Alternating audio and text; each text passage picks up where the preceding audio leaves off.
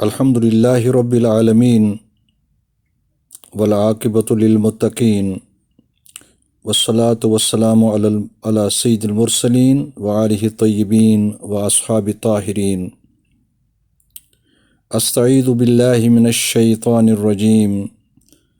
بسم اللہ الرحمن الرحیم۔ ذالک الکتاب لا ریب فیہ ھدی للمتقین۔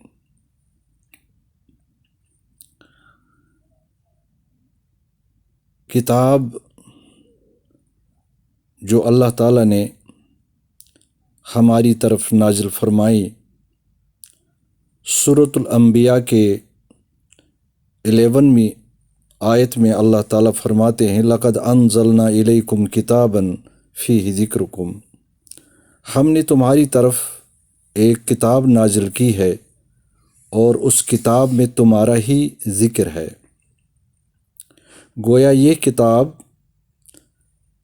آپ کا کوڈ آف کنڈکٹ ہے، گویا یہ کتاب آپ کی مکمل رہبری اور رہنمائی ہے، گویا یہ کتاب پڑھ کر ہی آپ دنیا میں کامیاب ہو سکتے ہیں اور آخرت میں بھی کامیاب ہو سکتے ہیں۔ لیکن بدنصیبی ہماری یہ ہے کہ ہم سب سے پہلے اسی کتاب کو چھوڑتے ہیں۔ سورۃ الفرقان میں اللہ رب العزت فرماتے ہیں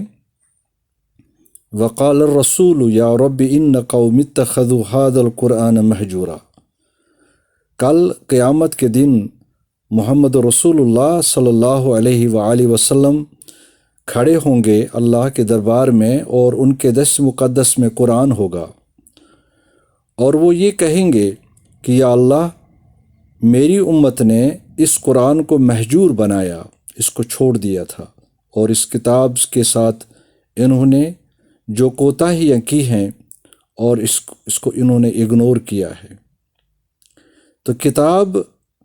ہمارے پاس ایسی کتاب ہے جو زندہ کتاب ہے۔ 1400 سال ہم اس کتاب کو پڑھتے ہیں، وہ کوئی دنیا کا مسلمان نہیں ہوگا جس کو کم سے کم سورہ فاتحہ یاد نہ ہو، اور 17 رکعتیں دن میں نماز جو پڑھتے ہیں دن رات میں 17 رکعتیں، 17 مرتبہ سورہ فاتحہ کی تلاوت ہوتی ہے۔ حتیٰ کہ جو رشیا میں مسلمانوں پر جو ظلم ہوا تھا، 70 سال کے بعد جب وہ علاقے آزاد ہو گئے، تو وہاں تاجکستان، قزاقستان اور بہت سارے لوگوں کو ہم نے دیکھا جو یہ کہتے تھے کہ ہمیں سورہ فاتحہ کبھی بھول نہیں گیا، ان پر پابندیاں تھیں، کوئی پڑھ نہیں سکتا تھا، کسی گھر میں کوئی قرآن نہیں ہو سکتا تھا۔ جس طرح چائنا کے سنکیانگ ایریا میں آج کل یہ قدغن لگایا ہوا ہے کہ کسی گھر میں بھی قرآن اگر ثابت ہو تو اس کو 6 ماہ کی سزا دی جاتی ہے۔ بہرحال جتنا ظلم کریں، لیکن قرآن ایک زندہ کتاب ہے۔ قرآن کے ساتھ انسان کو بہرحال مسلمان کو وابستہ رہنا ہے، اور وہ رہے گا۔ لیکن اگر یہ قرآن پڑھا جائے اور اس کو فہم، اس کی تفہیم جو ہے،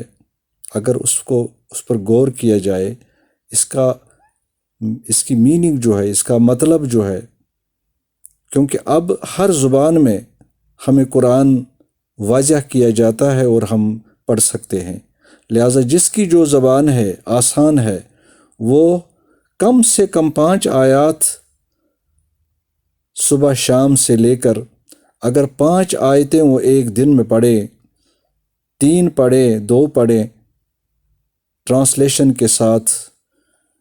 تو اس کی زندگی بدل جاتی ہے، اور اس کے اندر ایک ایسا حرارت پیدا ہوتا ہے، ایمان کا تازگی ہوتی ہے، اور اس کے اندر ایسا لگ رہا ہے کہ جیسے کہ اس کے جڑوں میں پانی آ گیا ہے،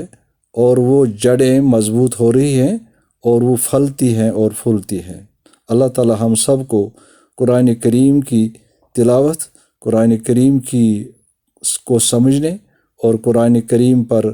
عمل کرنے کی توفیق عطا فرمائے۔ تو اللہ تعالیٰ فرماتے ہیں کہ ذالک الکتاب، یہ کتاب جو ہے،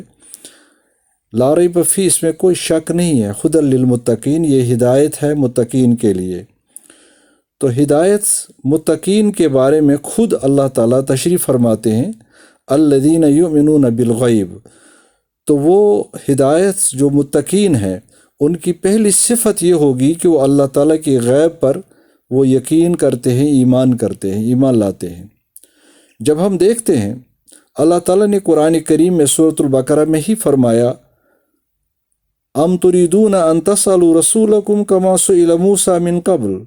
تو کیا آپ لوگ اپنے رسول کو اسی طرح سوال کرنا چاہتے ہیں جس طرح موسیٰ علیہ السلام کو سوالات کیے گئے ہیں؟ موسیٰ علیہ السلام کو بار بار اور ہر وقت سوالات کا مقابلہ کرنا پڑا، مگر صحابہ جو قرآن سننے والے تھے، جو قرآن جو مخاطب تھے پہلے قرآن کا، جب ان کی زندگی ہم دیکھتے ہیں کہ 14 یا 13 مرتبہ، صرف 13 ٹائمز انہوں نے صرف رسول اللہ صلی اللہ علیہ وسلم کو سوال کیا ہے، اور وہ سوال بھی اجماعی تھے، اس سے زیادہ کوئی سوال نہیں کیا ہے۔ اس کا وجہ یہی تھا کہ جب وہ پڑھتے تھے قرآن اور وہ مطمئن ہو جاتے تھے، ان کی خوش قسمتی یہ تھی کہ قرآن ان کی زبان عربی میں ہی نازل ہوا۔ تو اگر ہم بھی آج قرآن کریم کی 5 آیتیں، 2 آیتیں، 3 آیتیں، بہترین تفاسیر ہمارے پاس اس وقت موجود ہے، اور انٹرنیٹ ہمارے پاس موجود ہے، اس وقت کوئی علم یا کوئی مشکل بات ہی نہیں ہے کہ ہم قرآن کو نہ سمجھ سکیں۔ تو یہ بہت ہی بڑا ایک خوبصورت چانس ہے ہمارے لیے، ایک بابرکت ٹائم آیا ہے جس میں ہم